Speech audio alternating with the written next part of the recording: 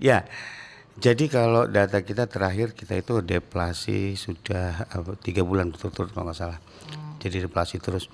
Nah, selama periode 1 tahun ini sampai bulan September itu kita 3 kali inflasi dan sudah 6 kali deflasi. Kondisi kita di Sulawesi Utara.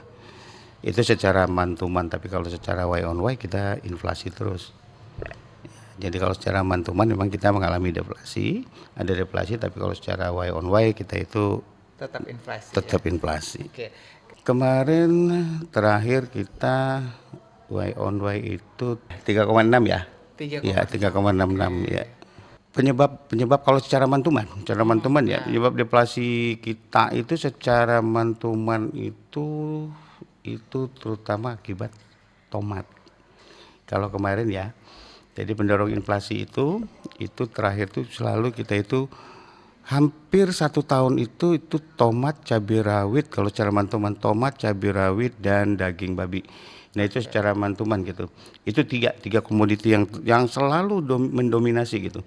Tapi yang selalu berfluktuatif itu cabai rawit sebenarnya, cabai rawit.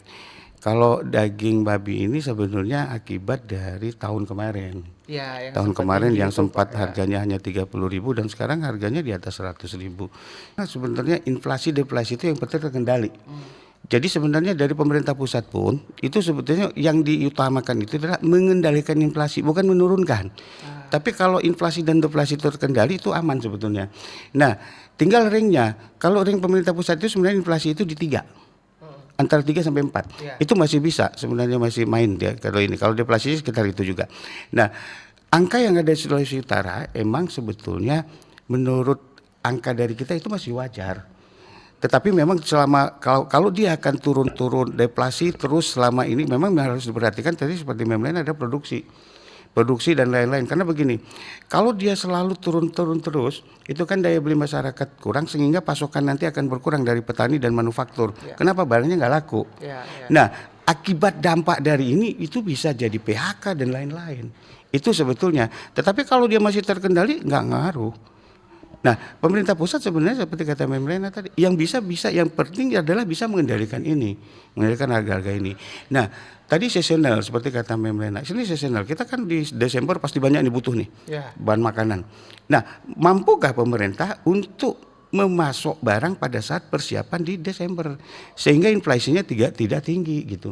Jadi kisarnya masih di sekitar 3 atau deflasinya sekitar situ.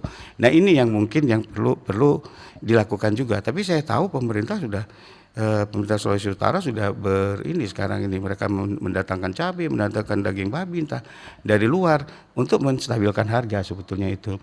Nah, apa yang dilakukan saya kira sudah ada, tapi tinggal prosesnya. Pada saat Desember kita harus sudah siap nih.